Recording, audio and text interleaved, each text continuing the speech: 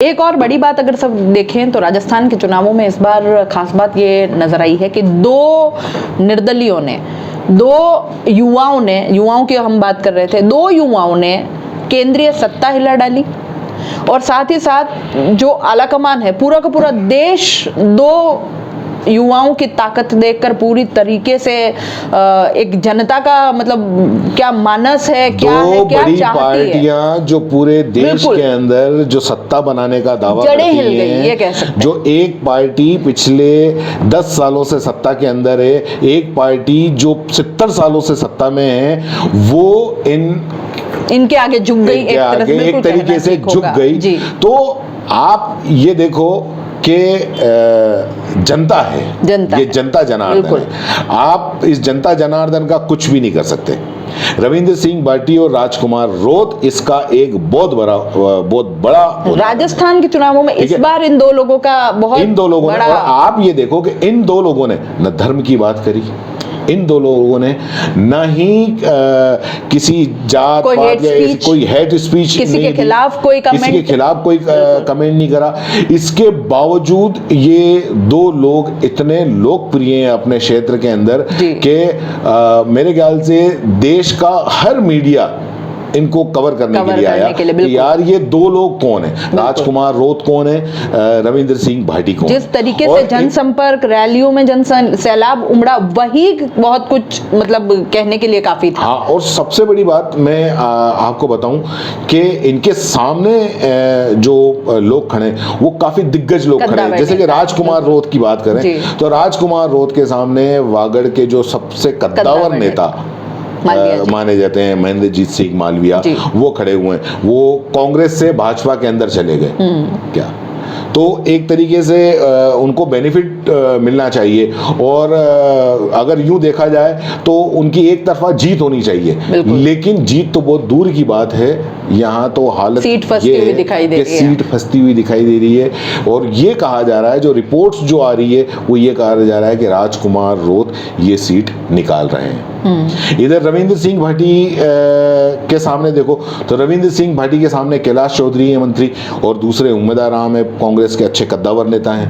गठबंधन वहां भी हुआ है, लेकिन रविंद्र सिंह भाटी की स्थिति फिर भी मजबूत है। और वहां मतलब वहां के भी हाल ये हैं कि जिसको पूछो वो एक ही नाम लेता है, रविंद्र सिंह भाटी। बिल्कुल क्या, तो ये एक तरीके से एक पूरा के पूरा ये जो बड़ी बड़ी राजनीतिक पार्टियां जो दावा करती हैं, अगर मान लो लहर चलती है तो लहर के अंदर तो फिर कोई भी खड़ा हो जाए। जैसे एक महिला ने कहा था ना कि मोदी जी के नाम का तो कुत्ता भी अगर खड़ा कर दो तो वो जीत जाएगा। लेकिन अब ऐसा नहीं है, वो लहर अब नहीं है। और ये लहर इसीलिए नहीं है कि इसमें ये राजकुमार रोत और रविंद्र सिंह भाटी ये दोनों इस बात इन्होंने बताया कि मुद्दों पर चुनाव लड़ा जाता है। मुद्दों पे अगर आप, बिल्कुल सही बात है कि मुद्दों के ऊपर अगर आप चुनाव लड़ोगे तो जनता आपका साथ देगी। बिल्कुल ठीक बात है। तो जिस तरीके से कल सारी खबरें आई सर, वोटिंग में आपने देखा होगा बूथ कैप्चरिंग की भी बातें कही गई, मारपीट की बातें की गई, कहीं काफी सारी।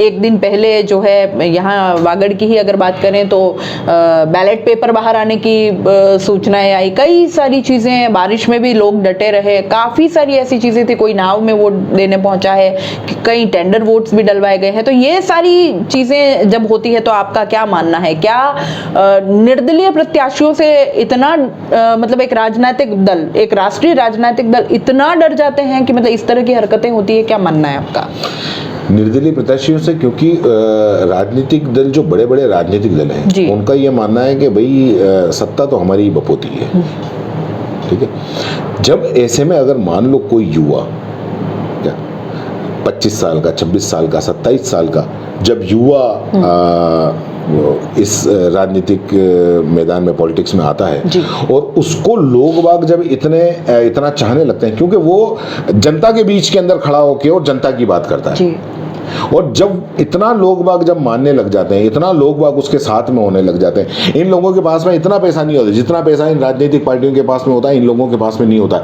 लेकिन इसके बावजूद आप देखो कि जो जन सैलाब इनके रैलियों में उड़ता है, तो ये जो राजनीतिक दल हैं, बड़े बड़े राजनीतिक दल हैं, ये लोग इस चीज को जानते हैं, इस चीज को मानते हैं कि ये जो भीड़ है ये पैसा दे के बुलाई गई भीड़ नहीं बिल्कुल है। ठीक बात है सर। इसको अगर आप यूं देखें तो जिस तरीके से राजकुमार रोध की सभाओं और रैलियों में या रविंद्र सिंह भाटी की सभाओं और रैलियों में जन सैलाब उमड़ा है, जिस तरह का प्यार लोगों के द्वारा इनको मिलता है, जिस तरह की सभी तरफ से मतलब एक है इनके पास जो एक पावर दिखती, शक्ति प्रदर्शन जो है, इसको क्या ये मान लें एक तरह से कि जनता बदलाव तो चाहती है, जनता चाहती है कि मुद्दों की बात हो, जनता चाहती है कि विकास की बात हो, एक आम आदमी की बात हो, लेकिन उसको ऑप्शन नहीं मिलता।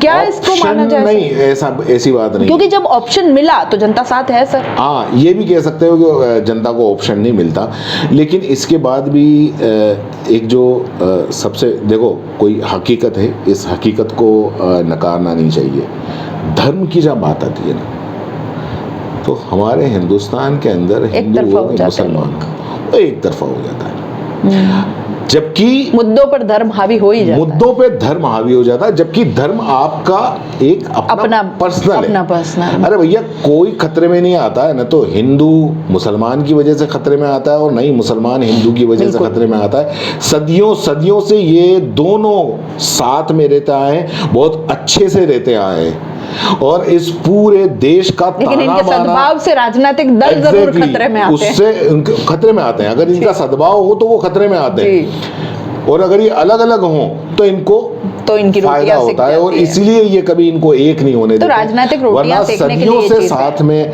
रहते हुए हैं। आप देखो जो ताना बाना बुना गया है, जो हमारे देश का जो एक जो है वो बिल्कुल एकदम मिला हुआ है, कल्चर मिला हुआ है, ठीक है। इनको अलग कर पाना अगर ये सोचते हैं, ठीक है, कुछ ये काफ़ी अपने कोशिशों के अंदर कामयाब भी हो जाते हैं, क्या इनको दूर करने में, जहर फैलाने में कामयाब होते हैं, इसका फ़ायदा भी इनको होता है, लेकिन ये फ़ायदा परमानेंट नहीं है। वो फिर से कहीं ना कहीं सारा अपना एक जो प्राकृतिक रूप है वो फिर से बिल्कुल आएगा। तो क्या लगता है सर, इन चुनावों का अगर निष्कर्ष निकाले, इन चुनावों का निष्कर्ष निकाले तो एक बहुत सीधी और साफ बात कहूँ, 400 पार तो नहीं हो रही है। नहीं हो रही है, हाँ, 400 पार किसी कीमत में नहीं हो रही है, क्योंकि ये बात खुद प्रधानमंत्री नरेंद्र मोदी भी जानते हैं, ये बात अमित शाह भी जानते हैं। और राजस्थान की हम बात करें, राजस्थान की बात करें तो राजस्थान के अंदर भी इस बार 25 की हैट्रिक नहीं हो रही है, नहीं हो रही है। हाँ, क्योंकि 6 सीटों पे तो यही बताया जा रहा है कि 6 सीटों पे कांग्रेस आ रही है, लेकिन मुझे लगता है कि काफ़ी कुछ इसमें बदलाव देखना पड़ेगा। देखा जाएगा, वो 4 जून को हम देखेंगे ही सही, लेकिन हाँ 25 सीटों पे भाजपा नहीं आ रही है। और